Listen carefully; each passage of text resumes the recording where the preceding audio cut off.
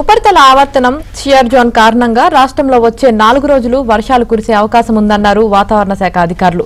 ఇవాళ తేలికపాటి నుంచి మోస్తారు వర్షాలతో పాటు పలు జిల్లాల్లో భారీ వర్షాలు కురిసే అవకాశం ఉందన్నారు. ప్రస్తుతం నైరుతి రుతుపవనాలు చురుగ్గా కదులుతున్నాయని, తెలంగాణలోని మరికొన్ని ప్రాంతాల్లో ఇవాళ రుతుపవనాలు ప్రవేశించాయంటున్న వాతావరణ శాఖ సీనియర్ అధికారితో మా ప్రతినిధి ప్రవీణ్ ఫేస్ టు ఫేస్.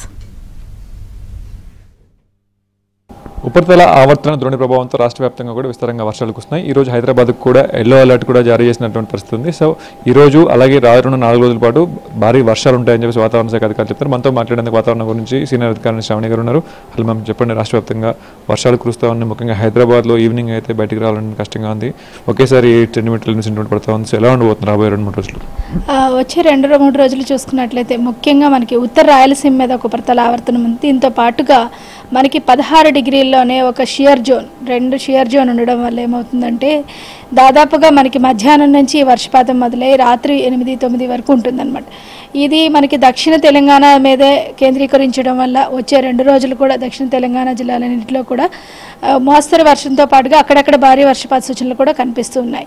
ముఖ్యంగా మనకి మహబూబ్ నగర్ కానీ, నాగర్ కర్నూల్, అలాగే జోగులాంబ, వనపర్తి, వికారాబాద్, రంగారెడ్డి, సంగారెడ్డి, హైదరాబాద్ పరిసర ప్రాంతాల్లో కూడా ఇటువంటి పరిస్థితి ఉండే అవకాశం ఉంది. అలాగే ఈ 6-7 జిల్లాల్లో కూడా మనకి అక్కడక్కడ భారీ వర్షపాత సూచనలు కూడా కనిపిస్తున్నాయి.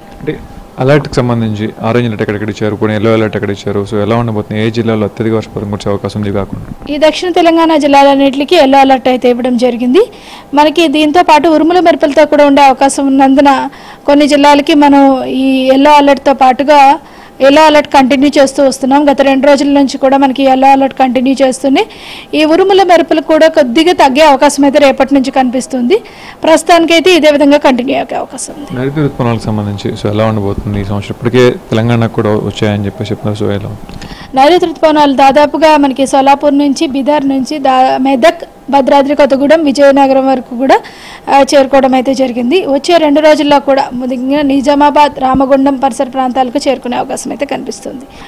మనకి దాదాపుగా 10-11వ తేదీల్లోని పూర్తిగా తెలంగాణ జిల్లాలందరికీ విస్తరించే అవకాశం అయితే ఉందన్నమాట. ఈసారి సాధారణ వర్షపాతం కన్నా కొంచెం ఎక్కువగానే పడే అవకాశాలు ఉన్నాయని చెప్పేసి అంటున్నారు. అలాగే రోహిణి కార్త అంటే సమ్మర్ క్లియర్ రాకముందే కూడా ఋతుపవనాలు కూడా ముందుగానే వచ్చాయి. సో వర్షపాతం ఎలా నమ్మవుతుందని చెప్పేసి ఎంత ఎక్కువ శాతం అంటే ఎలా ఉండబోతుంది?